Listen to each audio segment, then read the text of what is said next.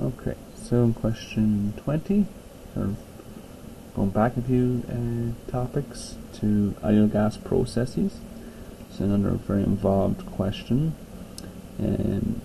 We've got a container holding a monatomic ideal gas, and it undergoes the process illustrated on the PV diagram at right. Okay, and I think there's a mistake here. It should be a V, not a P. Okay.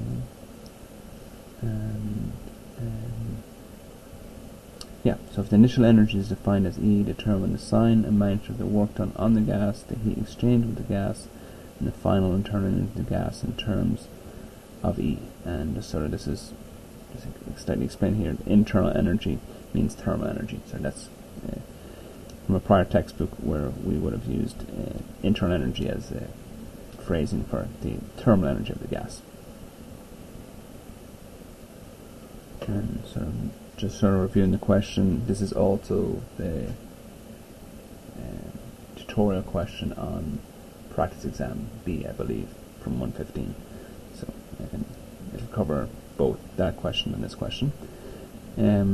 Okay, so let's start here. So we're trying to figure out the internal energy is defined, the initial internal energy, initial thermal energy is defined as E.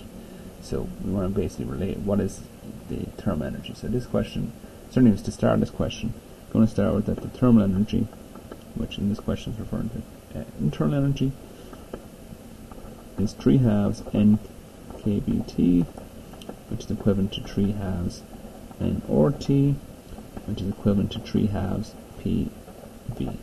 And this last part is the important part for this question. That you can, the NKB and nRT by definition are PV. So everything on the PV diagram will be linked to this. So the initial thermal energy is 3/2. This is E thermal initial. It's 3/2. We've got a initial pressure of 2 P's, an initial volume of V. Okay. So the 2's there will cancel. So this is 3 PVs. So 3 PVs is what is defined in this question as E. That's this is the key principle. So E is equivalent, for this particular question, is equal to 3 PVs. Okay, so we already add E in here to this table that's already given. Okay. So let's try to figure out what is the work done. And the work done is equal to the negative of the area underneath the curve. That's alright, let's focus on the area and then we worry about the sign. So I'll switch color here. So the work, I'm looking for the area underneath the PV curve. And this is a V. So if I break, this is a trapezoid, I'll break it up into a rectangle and a triangle. So I've got work. So the area of the rectangle here is a base of 4 V's, 5 minus 4, 1, and times the height of 2. So I've got 2P times the base of 4V plus the area of the triangle, so plus 1/2 the base of 4V's times the perpendicular height. We're going from 2 to 4 times 2P.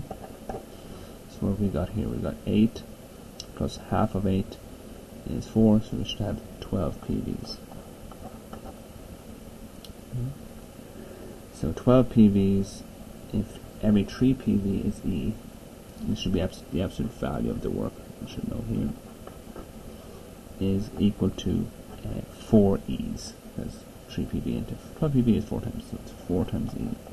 But, note, we gotta note the correct sign. So it's an expansion. So that means the work is negative. So I can say that the work on the gas is equal to negative 4 E's.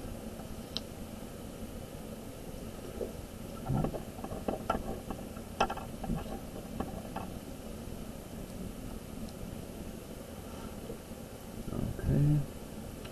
So to figure out Q, I need to know both the work and the change in the thermal energy. So we only have the initial thermal energy at the moment. So let's try to figure out what is E thermal final. So that's going to be 3/2 of the final PV. So we've got a pressure of 4 P's. We've got a volume of 5 V's. So we've got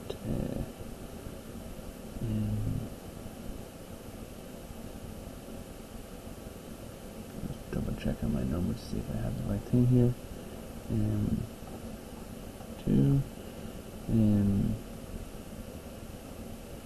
Yes, just sorry. I'm just getting caught up in my numbers. 2 times 5 is 10, times 3 is 30. So I was looking for the 10. I'll explain that in a second. So I was looking for the number 10 and see where this comes from. So we end up with 30 PVs, and if area E is 3 PVs, then this is equivalent to 10 E's.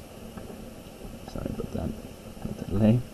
So it's 10 times the PV value. So it's, and if this is E, then it has to be 10E. So I'll add that in here, and then we can do the final step. And go back to blue here. So delta E thermal equals work on plus Q.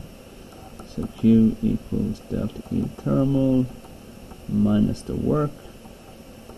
So the delta E thermal is 10 E's minus the work on is a minus 40.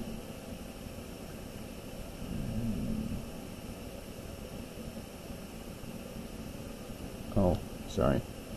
Yeah, just looking at the work, so a mistake here. The delta E thermal is 10 minus E. Sorry about that. 10E minus E, which would be 9E minus 4 E's.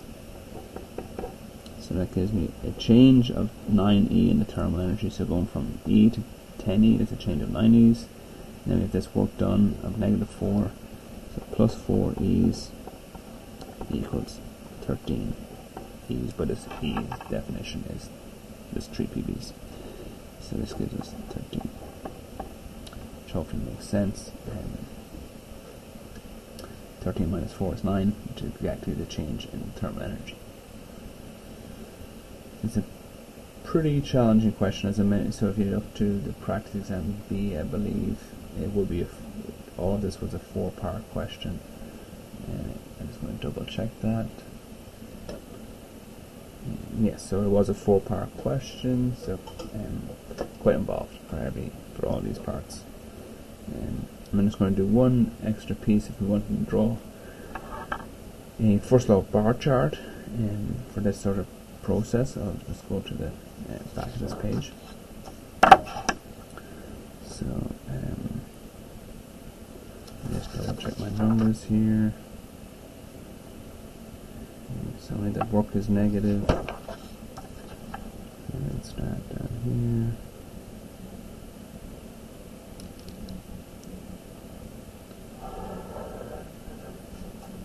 So drawing the chart, and doing E thermal initial plus work plus Q equals E thermal final. So I'll start here with 1 centimeter. And sort of on my, that's sort of my range on my scale. So we start with initial thermal energy of E. The work is minus 4. So I'll go down here.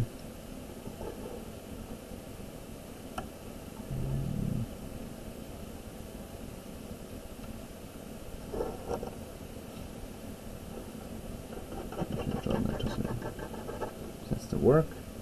We know that the heat was 13 E's.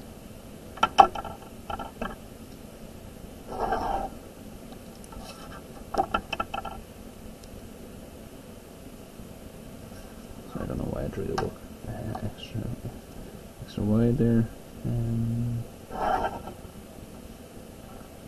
So this is our heat. Let's scale out in a second. And then our final E thermal final was 10.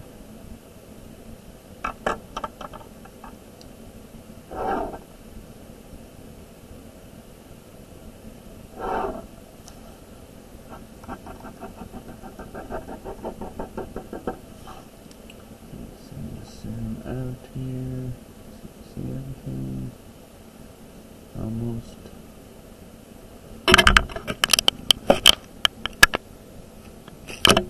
Okay, so if we have your, what we do here is say that this E thermal initial plus the work plus Q whole equals E thermal final. So we start with a unit of 1 E unit, subtract 4, that gives us down to -3.